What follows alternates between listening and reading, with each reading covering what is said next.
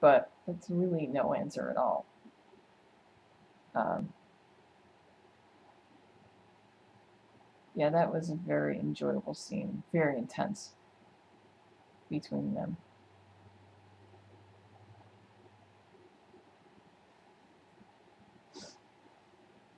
I kind of figured something like this was going to happen, and now Elena has to deal with the consequences of that.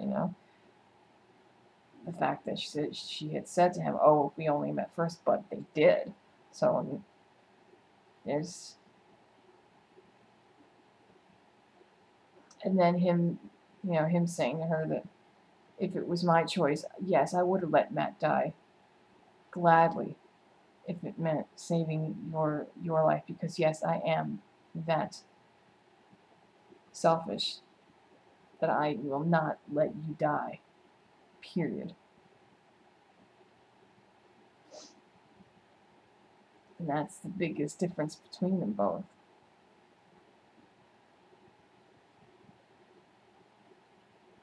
Stefan tries to do the honorable thing by giving in to whatever she asks, even if what she asks is kind of ridiculous and goes against everything that she wants for herself. And we just allow her to blindly sacrifice her herself because, hey, it's her choice, right? So do the honorable thing. But, Damon, who just wants her to live because it was what she wanted. Originally, it was what she wanted, was to live. And that's what he was trying to keep intact. He was trying to keep her humanity intact. Forgive him for being selfish enough to want to do that, for loving her that much. So there's a lot of conflict between them three at this point. So at the end of the episode, I don't understand this whole cult thing with the priest, but it looked like things were really coming to a head, and then for some unexplainable reason, the priest just gathered all the followers into the house, turned on the gas, and blew everybody up. But before they said, we are only the beginning. Now, I know there's some spoilers that said that a hunter is supposed to come to town in this next episode. I don't know. I can't explain it, honestly.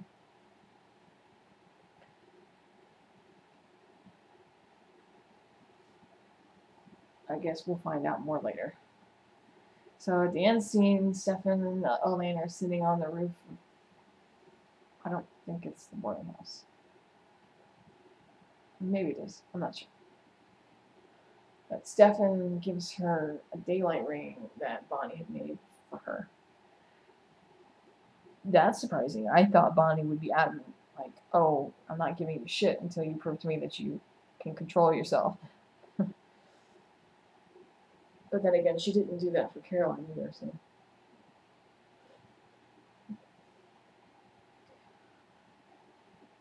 And I guess they say that they'll get through this no matter what, and they help each other, and they love each other, and blah, blah, blah, blah. Even though what was between them before is just not there anymore. And I can tell, I can see it in Stefan's eyes. He loves her, yes, but there's a part of him that doesn't know how to deal with what she's become. He never wanted this for her, and I think he's going to be so ridden with guilt over the fact that this is what's happened to her that he won't even know how to look at her anymore, because she's not the same person as she was. And she'll never be able to look at him in the same way because she now knows everything. She now understands who he really is, Ripper and everything.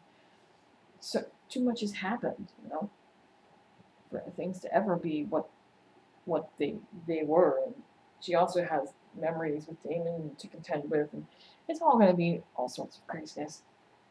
I know in the upcoming episode she's going to have some trouble with her transition. We all know that Stefan's going to try to get her on the bunny diet. From spoilers I've heard, I don't think it's going to work out too well. Like, copious amounts of vomit, not well. I don't know about you, but Stefan has little to no self-control himself. He's not the person to be teaching her how to deal with her blood lust. Just saying. Common sense, people. Besides, Damon's blood was what was used to turn her. She is his child, his youngling, whatever. By rights, it is his responsibility to teach her. And to be honest with you, he's really the only one that can. Stefan does not have the self-control to do anything for her at all. Caroline is too wrapped up in her own issues with Tyler, and it really does need to be Damon. Damon knows exactly what she needs and exactly how to help her.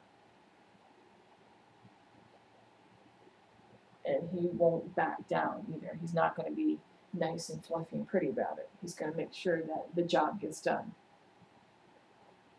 That's, to be honest with you, that's what Elena needs. Someone who will whip her into shape, not someone who will, oh, it's okay, everything will be alright. You're a freaking vampire. Learn to deal with it. Because if you don't, you're going to go around killing people. Now, I don't know if they're going to lock her in the cellar to keep her away from society until she can deal with being around people. It's probably the best way for her to go. But from the clips that I've seen of next week's episode, the fact that she's going to be in a church full of people,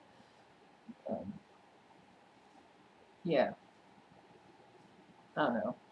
Well, actually, I remember seeing one clip where she was put into a cellar. I don't know if that's before or after the church scene or what.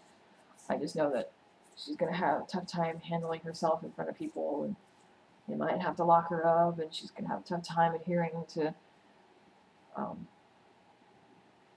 Stefan's bunny diet, and I definitely think she's going to feed from Damon. I remember seeing there was a clip in there where she fed from Damon because she needs actual blood. That's going to be awesome. This is going to definitely be interesting. Definitely be interesting. So, I guess that's about it for season 4, episode 1. It's a little late, so I'm going to wait till tomorrow morning and do the video log for Beauty and the Beast. Because, yeah, I have a lot to say about that one. So, I don't know if it'll have too much meaning for those of you who didn't watch the original series, but we'll get to that tomorrow. So that's it for tonight. See you guys next week for Empire Diaries Season 4, Episode 2, Thursday, 8 p.m. We'll see how it goes.